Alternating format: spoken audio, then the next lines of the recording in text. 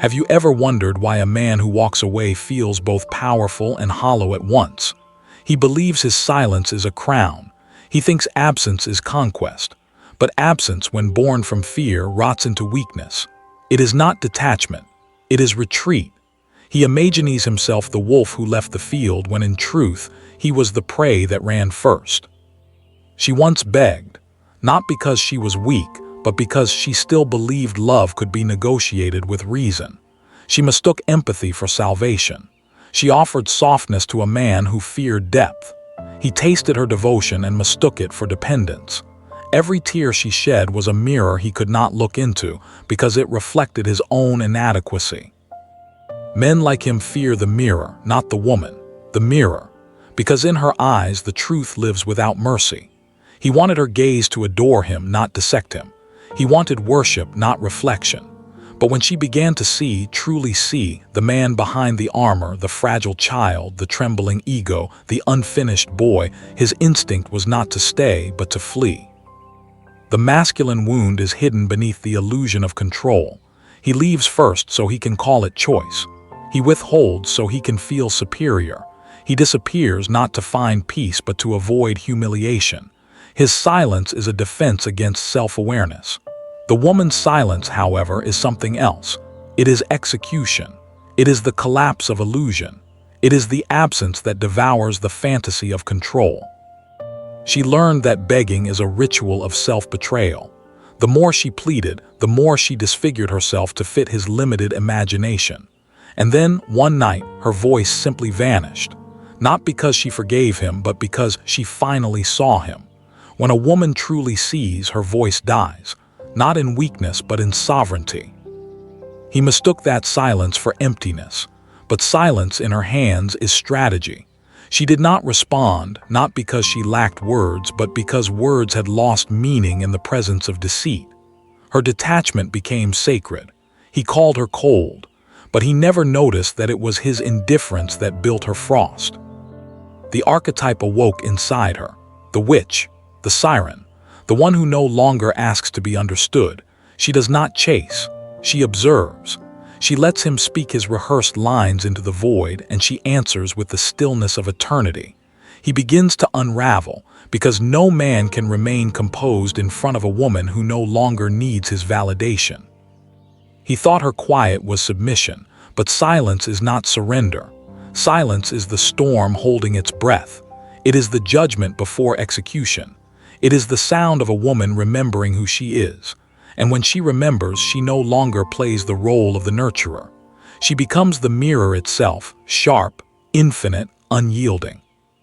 The Jungian shadow thrives in this silence. His animus projects itself upon her, desperate to regain form. He tries to provoke her, to make her react, to draw emotion, any emotion, so he can still feel relevant in her story. But she gives nothing. Not anger, not closure, nothing for his ego to feed on. The silence becomes a tomb. He walks away again, not realizing he has already been buried. The cost of his escape is not her loss. It is his fragmentation. For every man who walks away from depth, a part of him dies. He carries the corpse of his potential inside him, pretending it is freedom. He will tell himself he is unbothered, that she was too much, too demanding, too emotional. But late at night, when the echo of her absence breathes against his spine, the truth whispers. He left not a woman, but a mirror. And you listening now must understand, to become powerful is not to harden, but to see without illusion. When a man walks away, do not chase. When he withdraws, do not explain. His absence is his confession. His silence is his wound speaking. Do not interpret it as loss. Interpret it as revelation. You are not being rejected. You are being redirected toward your own throne. Every unanswered call is a door closing on the smallness you once accepted. Every ignored message is the universe's whisper. Rise higher, be colder, burn quieter. Tonight, sit in silence. Do not justify, do not explain. Let someone feel your absence like a funeral. Let them mourn the access they once had. Power is not noise. It is the echo that remains when you no longer need to be understood. He believed walking away was power, but power without consciousness is decay in disguise. A man who flees his reflection does not ascend, he dissolves. The world calls him stoic, detached, independent. But those words are masks, crafted to hide the corpse of his courage. He cannot bear the mirror of the feminine because it shows him the face he abandoned long ago, the boy who needed to be held, but was taught to call need a sin. He leaves her not because she failed, but because she saw him. And to be seen is unbearable to an unindividuated man. She looked too deep, spoke too clearly, loved too complete. Ely, her love threatened the walls he built to protect his emptiness. To receive her love, he would have had to dismantle his defenses, to confront the mother wound, the inadequacy, the suppressed hunger for worth. Instead, he chose exile. The act of walking away becomes a ritual of self-preservation, but what he preserves is the lie. He protects the illusion of control, even as it poisons him. Every step away from her is a step deeper into shadow. He will tell himself he is free, but freedom without self-awareness is a prison without walls. He will wander, confusing escape for evolution, mistaking distance for clarity.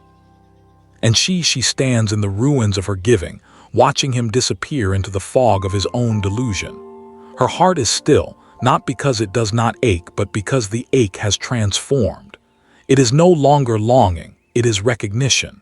She understands now that love, when offered to a man unready to see himself, becomes a mirror he must shatter. And so he shatters it. She feels the silence between them stretch, vast and cold like the space between worlds. But inside that silence, something ancient stirs. The dark feminine rises, the one who no longer waits, the one who no longer explains. She has walked through fire before, the fire of rejection, the fire of self-betrayal, the fire of needing to be chosen. Now she stands as the fire itself. He does not know that her silence is not absence, it is creation. In the void where she once begged, new power begins to form. Her stillness is not paralysis, it is gestation. The woman who once chased now becomes the force that others orbit around. He will feel it, though he will not name it. A pull, a weight, an unease in his chest when he thinks of her. That is not memory, that is consequence. The animal within him begins to stir, restless and wounded. It searches for her reflection in other faces, other bodies. But no one mirrors him quite the same. The shadow she exposed cannot be unseen. The men who run from women like her spend years trying to find her essence again, the intensity, the insight, the intimacy, yet recoil every time it appears. They want her warmth without her seeing. They want her body without her depth. They want resurrection without crucifixion. He will learn slowly, painfully, that what he left behind was not a woman. It was the gateway to his own integration. But by then, she will no longer be waiting. She will have transmuted her grief into gold, her silence into strategy, her distance into dominion. And you who listens must understand this law. A woman's worth does not rise from being desired. It rises from what she withholds. To stay silent when your soul is screaming is not weakness. It is discipline. The mind rebels, demanding explanation, closure, fairness. But fairness is not found in human attachments. Fairness exists only in the psyche's brutal arithmetic. Every wound you survive becomes a weapon if you refuse to romanticize it. So do not mourn the man who walked away. He walked not from you, but from his own potential. His footsteps echo with the sound of fear disguised as virtue. When he left, the universe removed your distraction. What feels like loss is purification. What feels like rejection is initiation. Tonight, let that truth settle into your bones. Do not speak. Do not send. Do not hope. Silence is the ritual through which power returns to the one who was drained. Let the void do its work. Let absence become art. The one who leaves always believes he holds the upper hand until he realizes she never followed. When the heart stops chasing, the spell breaks. His name fades from the temple of your thoughts. His energy dissolves from your field. You will feel nothing, and that nothingness will terrify him. For the first time, he will face himself unadorned, unreflected, unloved. That is the true cost of walking away, to lose the mirror that made him real. He will return, but not as a man reborn. He will return as a ghost, drawn by the echo of what he once dismissed, haunted by the memory of the gaze that saw him, not the flattering gaze of a lover but the devastating gaze of truth. He will reach out timidly as if time can erase consequence. He will speak of confusion, growth, misunderstanding. He will not speak of cowardice. For men like him, cowardice hides beneath poetry. She will not answer, not from cruelty but from clarity. There are silences that heal and there are silences that punish. Hers is neither. It is the silence of transcendence. A silence so absolute it becomes a mirror he cannot shatter. He will project meaning onto it, anger, indifference, pride. But meaning cannot survive where consciousness has already evolved. He will try to provoke again, to draw a reaction, to resurrect the dynamic. He may call her distant, cruel, unfeeling, but cruelty implies intention and she has none left. Indifference is not vengeance, it is closure. The absence of heat where there was once fire is not coldness, it is evolution. He cannot comprehend that love can end without hatred. To him, detachment must be theatrical, but true power is quiet. It whispers nothing. Every woman who awakens to her sovereignty eventually confronts this scene. The return of the man who believed he could leave without consequence. He comes back not out of love, but to reassert his relevance. The psyche abhors insignificance. To be forgotten is death to the ego. He seeks validation not from affection, but from memory. He wants to know he mattered, that he left an impression, that he still has access. She gives none. Her silence denies him the oxygen of importance. He feels it, the collapse of the fantasy where he was the central figure. His anima cries for her recognition, yet she stands unmoved like a monument carved from storm. Her eyes no longer plead or punish, they simply witness. And in that witnessing, his shadow collapses. This is the hidden cost of a man who walks away. Not loneliness, but invisibility. The longer he avoids depth, the more transparent he becomes. He walks through new lovers like a ghost, trying to reclaim substance, but substance requires confrontation. Without it, he becomes an echo of himself, defined only by the women who once reflected his unfulfilled potential. He mistakes novelty for rebirth, but novelty without depth is decay in disguise. The psyche is cruelly efficient. What he refuses to integrate, it will destroy. What he projects outward will return through others until he faces it within. He will encounter the same woman in many forms, different bodies, same soul, each demanding that he confront the wound he keeps fleeing. Every escape leads him back to the same threshold, where love demands surrender, and he cannot give it. And she has become something else. Her compassion no longer bleeds. Her empathy no longer bends. Her love, once soft and consuming, now burns cold like a star, radiant, distant, self-contained. She does not hate him. Hatred is still connection. She simply ceased to participate in his illusion. And that is what terrifies him most, to realize she has become what he pretended to be, free. You too must reach this silence. The silence beyond grief, beyond revenge, beyond performance. The silence that is not void but command, where you no longer justify your stillness or explain your distance, where your boundaries are not spoken but felt. That silence is the language of the dark feminine, the voice that speaks without sound, the presence that breaks without touch. Understand this: when you stop chasing, you do not lose him. You lose the illusion of what you thought he was. You reclaim the energy you spent trying to prove your worth. You gather the fragments of your power scattered across his indifference and return them to your own altar. You become your own gravity. The man who walks away believes he has chosen freedom, but true freedom is not distance from another. It is intimacy with oneself, and intimacy requires courage. The courage to look at one's own shadow and not run. The courage to see the damage done by silence, control, and withdrawal. He avoids that work, so he must repeat the cycle. You, however, must not.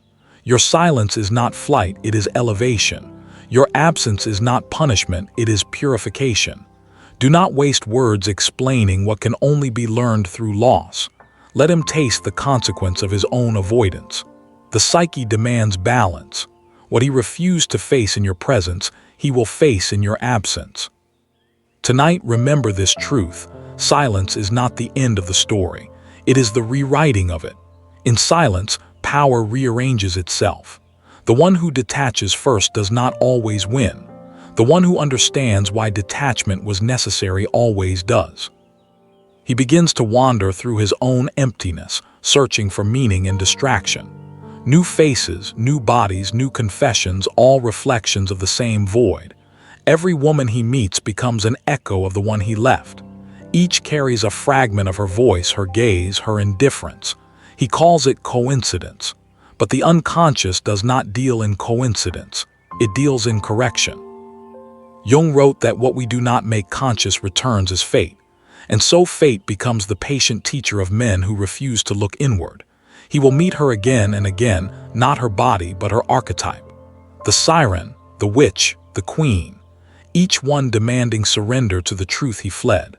Until finally he realizes that all women are mirrors and all mirrors are merciless. He will recall the day she stopped speaking, the sudden quiet, the unanswered messages, the cold precision of her absence.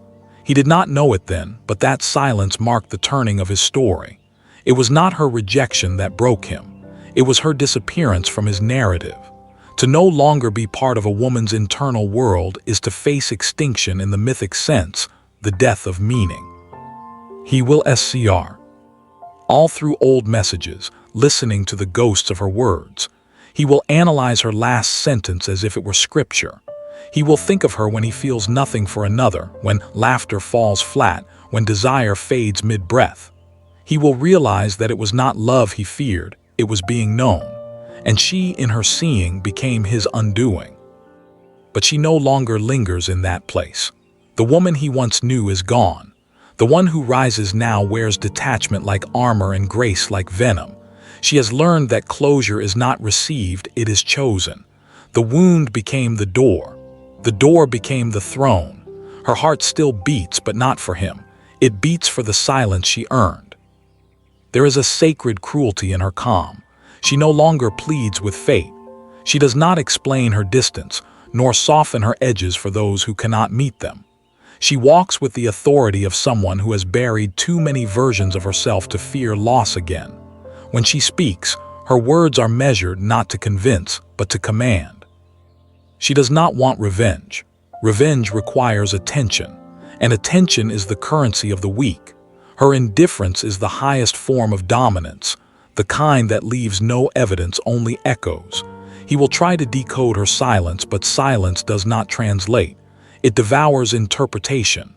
The more he seeks meaning, the more he becomes trapped in his own projection. You must learn this too. When you stop responding, you begin to rewire your psyche. Each withheld reaction reclaims energy from the one who drained it.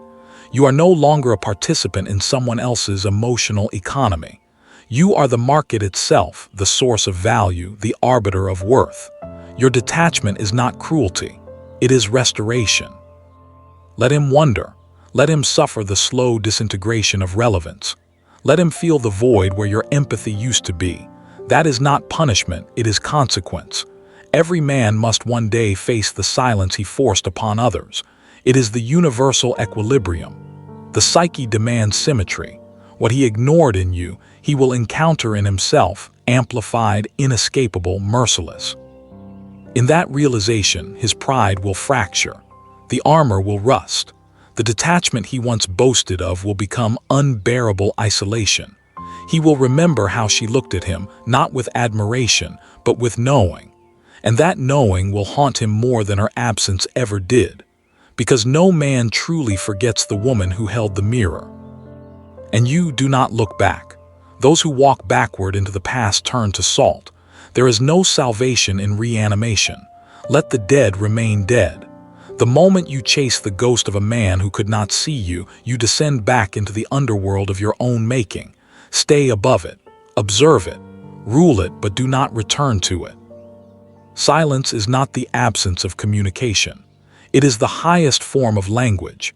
It speaks to the subconscious in ways words never can. It tells the other, I am no longer accessible. I am no longer yours to define. I am beyond your narrative. And that is what kills him, the realization that he cannot narrate you anymore. So tonight, do not speak his name. Burn it quietly. Let the ashes fall into your chest as a seal of completion.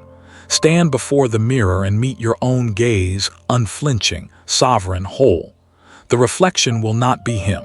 It will be the version of you that no longer bleeds for what was never worthy.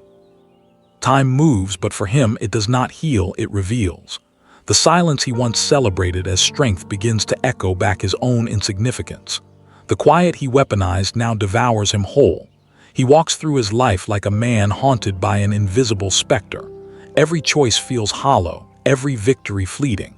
Success tastes of ash when no one is there to witness it. He left to preserve his autonomy, but in doing so, he severed his meaning. The masculine shadow thrives on illusion, the illusion of control, the fantasy of detachment, the belief that walking away is mastery. But control without consciousness is self-erasure. Detachment without empathy is death in disguise. He became the emperor of emptiness, seated upon a throne of denial. His kingdom, silence. His crown, absence. His court, ghosts of women he could not face. He looks for her reflection in others but finds only fragments. The laughter of one, the eyes of another, the scent that nearly deceives him. He thinks he has moved on, but the psyche keeps the ledger.